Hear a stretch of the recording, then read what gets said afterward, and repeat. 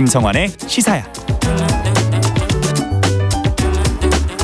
지난 3월 윤석열 대통령 방일에 이어서 기시다 후미오 일본 총리가 지난 7일 용산 대통령실에서 윤석열 대통령과 한일 정상회담을 했습니다. 정치권 평가는 극과 극으로 지금 엇갈리고 있는 상황인데요. 지금 한일 정상회담 성과의 의미는 무엇이고 앞으로 한일 관계는 어떻게 될지 양기호 성공회대 일본학과 교수 연결해서 얘기 나눠보도록 하겠습니다. 교수님 안녕하십니까? 네, 안녕하세요. 네, 교수님 일단 간략하게 총평을 먼저 좀 들어보고 싶습니다. 적어도 이제 한일 관계가 그동안 상당히 오랫동안 냉각기가 있었고요. 네. 또, 그런 면에서는 12년 만에 한일 양국 간의 셔틀레기가 완전히 부활했다는 점에서는 매우 긍정적입니다. 또, 한일 간의 어떤 경제적인 대화라든지 아니면 협력, 그 다음에, 한일 간의 안보 대화, 안보 협력, 이런 부분에 대해서 상당히 이제 진전된 것은 사실인데, 네. 아쉽게도 이제 국민들의 눈높이에 적어도 일본 기시다 총리의 과거사에 대한 그런 사죄 반성이 전혀 없지 않았습니까? 네, 그런 점 너무 아쉽고요. 그 다음에 후쿠시마 오염수 문제에 있어서도 적절한 이 통제 수단을 우리가 완전히 담보하지 못했다는 점에서는 좀 아쉬운 대목이 남아 있습니다. 네. 먼저 역사 인식에 대해서 말씀 여쭙고 싶은데요. 기시다 네. 총리가 개인 사견임을 전제로 해서 많은 고통을 받으신 분들에 대해 마음이 아프다. 뭐 이런 취지의 발언을 했어요. 이 대통령실에서는 한일 관계가 한 단계 더 진전된 것이다. 이런 평가를 내놨거든요. 지금 과거사에 대해서 분명한 입장을 내놨다고 평가할 수 있을까요?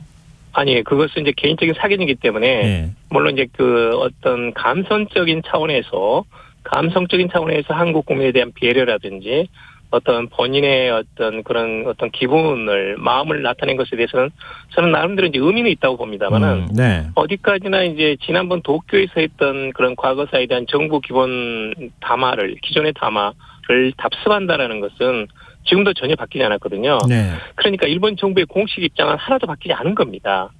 근데 거기에는 이제 1910년이 합법이라는 것도 있고 강제징용 없었다는 것도 있는데 그 부분에 대해서는 전혀 터치하지 않았고 단지 이제 본인의 개인적인 사견으로서 당시 이제 혹독한 환경 속에서 뭐 여러 가지 어렵고 힘든 뭐 슬픈 여러 가지 경험을 하신 분에 대해서 나는 마음이 아프다는 사견이기 때문에 이것 자체를 이제 어떻게 평가하는가의 문제인데, 뭐 그걸 긍정적으로 평가하는 거다고 또는 이제 뭐 히로시마 원폭 피해자 조선인 위령비에 네. 한일 양국 정상이 공동으로 같이 가가지고 이런 그 참배하는 거 이런 부분들은 감성적인 측면에서는 기시다 총리 나름으로 상당히 성의를 보이고 있다는 것은 분명합니다. 네, 그럼에도 불구하고 아직까지 이제 정부 간 차원에서의 공식적인 사죄가 조금 더 오히려 더 고착되어가는 그러니까 이제 뭐 아베 담화도 승계하고 김대중 오부치 공동선언도 승계하는 점에서는 그런 점에서 좀 아쉬운 대목이 많이 남아 있습니다. 이것은 이제 앞으로 얼마나 더 채워갈지는 모르겠지만 네. 아직까지 단계에서는 적어도 국민들의 눈높이에 비하자면 굉장히 조금 기대에 못 미치고 있다는 것은 분명한 사실입니다. 근데 뭐 제3자 배상안 내놨을 때 윤석열 대통령이 또 그리고 대통령실에서 설명하기로는 성의 있는 호응 조치를 기대한다는 거였었잖아요. 맞습니다. 근데 그 호응 조치가 어느 정도까지 지금 나왔는가? 여기에 대한 평가는 지금 이 시점에서의 평가는 조금 부족하다. 이런 평가에 가깝지만 만약 미래적인 평가를 한다고 하면 앞으로 더 내놓을 조치가 있다고 하면 우리가 너무 섣불리 평가하는 것은 좀 문제가 있지 않느냐라고 하는 반론도 있을 것 같거든요. 근데 윤석열 맞습니다. 대통령의 발언을 봐도 그런 게 담겨져 있어요. 그러니까 아키바 국가안전보장국장을 만난 자리에서 기시다 총리에게 너무 부담 갖지 말라고 전해달라 이렇게 당부를 했다고 하고 이번에 기시다 총리 입장을 듣고 난 다음에 진정성 있는 입장 보여줘서 감사하다 이런 입장 보였다고 하거든요. 네, 뭐 그런 점에서는 이제 감성으로나마 뭐 일본 정부는 한계가 있거든요. 예. 뭐 그런 일본 정부의 기존 입장이라는 것은 바뀌지 않기 때문에 뭐 총리 대신 개인적으로 그것을 과감하게 할 수 있는 일본 국내 정치적인 환경은 분명히 아닙니다.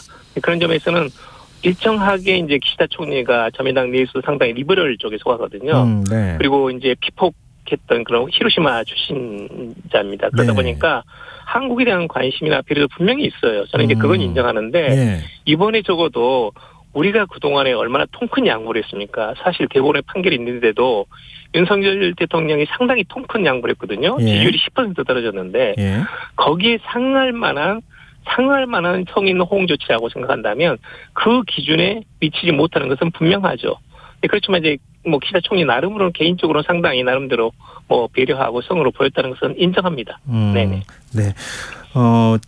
그러면은 우리가 그럼 과연 국익 외교라고 하는 차원에서 보면은 얻을 게 무엇이었고 일본 기시다 총리는 뭘 가져갔는가 이렇게 또 볼 수 있을 것 같은데요. 후쿠시마 네. 방사능 오염수 처리 문제, 이 시찰단 우리가 검증할 수 있게 됐다라고 하는 점에서는 대통령실에서 상당히 평가를 하고 있는 것 같은데요. 거꾸로 네. 또 일본에서 본다고 하면은 오염수 방류를 앞둔 상황에서 한국의 동의가 필요했던 거 아니냐 이렇게 평가가 엇갈리거든요. 교수님 의견은 어떠세요? 뭐 그것은 이제 뭐 일본적인 시각에서 본다면 사실 이것은 이제 해양 주권이고 자국의 문제이기 때문에 한국이 여기에 대해서 개입하는 것은 안 된다는 것은 입장은 보일 수는 있죠. 네. 그리고 이제 일본 내에서는 이것은 상당히 안전하다. 예를 들면 IAEA가 지금 벌써 5번 정도 중간 시찰을 했는데 네. 그동안은 별 문제가 없다는 것이 IAEA 입장이거든요. 네. 그러니까 IAEA 국제원자력기구 최종 보고서가 이제 다음 달에 나옵니다. 근데 이번에 어제 이제 기시다 총리 발언을 보게 되면 그 과학적인 IAEA 국제원자력기구의 보고서를 근거해가지고 거기에 근거해서 일본 국내적인 절차를 진행한다는 발언이 있거든요. 네. 근데 그런 점에서는 시찰단은 시찰단대로 하는 것이고 그렇지만 IAEA 보고서가 나오면 거기에 그 검증 결과를 보고 나서 거기에 따라서 방류 여부를 결정한다는 식으로 돼 있어요. 그렇기 때문에 기본적으로는 이건 일본 국내의 주권 사항입니다. 우리가 완전히 개입할 수는 없어요. 네. 그런데 이제 그런 절차를 이야기했지만 또 한편으로는 기시다 총리가 적어도 한국과 일본의 국민들의 건강과 또는 해양 환경에 악영향, 나쁜 영향을 미쳐서는 안 되는 방향으로 본인은 방류 문제를 결정하고 싶다는 것은 분명히 그런 뜻은 전달했거든요. 예. 네, 그런 점에서는 이제 저는 기시다 총리 개인의 의지가 굉장히 중요하다고 보고 사실 따져보면 지금 2011년 3월 달에 동일본 대지진이 일어나고 나서 네네. 무려 지금 12년간 그 130만 톤의 물이 저장이 돼 있는 겁니다. 네. 그리고 제가 알기로는 그 옆에 땅이 많이 비어 있어서 예. 뭐 조금 더 과장해서 이야기하면 앞으로 10년간 그것도 저장할 수도 있어요. 네. 그 공간에 얼마든지 탱크를 저장할 수 있습니다.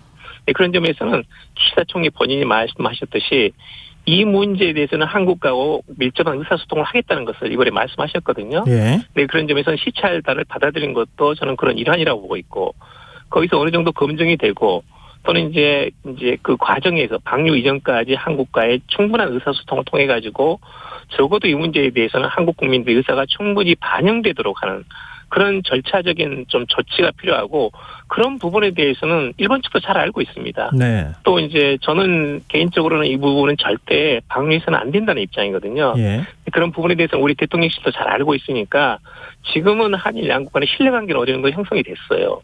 이번에 이제 네네. 셔틀회담 끝나면서 네. 그런 점에서는 이 부분도 대화를 통해 가지고 우리 국민이 적어도 우리 국민의 건강지권에 관한 문제이기 때문에 충분히 납득할 수 있는 방향으로 조정해 가야 된다.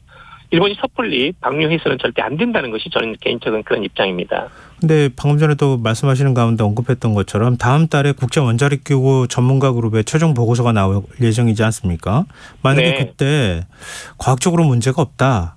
뭐 이렇게 결론이 들어가 있다고 한다면 그러면은 뭐 우리하고 일본하고 소통하는 문제를 떠나서 일본이 오염수를 방류하지 않겠습니까? 뭐 문제 없다고 그렇죠. 하니까 네. 그러면 그 다음에는 후쿠시마산 수산물 수입해달라라고 하는 요구가 오지 않을까요? 맞습니다. 지금 말씀하셨듯이 이제 사실은 대만도 후쿠시마 오염수 방류 반대거든요. 예. 네, 그런데 이제 그 뒤로 시찰단을 보냈습니다. 예. 보내가지고 시찰단에서는 방류해서는 안 된다는 입장이 나왔지만 대만의 경우에는 이제 사실은 그 일본 측은 그걸 받아들이지 않았고 그리고 이제 그 뒤로 이제 대만의 경우에는 이제 아무래도 일본과의 관계라는 게 중요하잖아요. 중국 네. 위협 같은 것도 있고. 예. 그러다 보니까 이제 그걸 지금 대만에서 약간 그 후쿠시마 수산물 수입 규제를 완화를 했습니다. 그런데 아직까지는 이제 중국하고 한국이 가장 이 문제에 대해서는 보수적이거든요. 네. 수입 규제는 안 된다. 수입 규제 해야 된다는 것이고 예. 말하자면 이걸 풀 수는 없다는 것이 우리 측의 입장인데 진작부터 이 부분에 대해서는 우리가 제소를 해가지고 이게 가지고 결국 이제 그걸 수입 규제를 지금 실시를 하고 있는데 예. 그쪽에서는 이걸 해달라고 말하자면 일본산 수산물이 한국에 들어갈 수 있도록 풀어달라고 계속 지속적으로 요청을 하고 있습니다. 예. 그런데 이것은 오염수 방류하고 수산물을 수입하는 것은 또 다른 차원의 문제입니다. 네.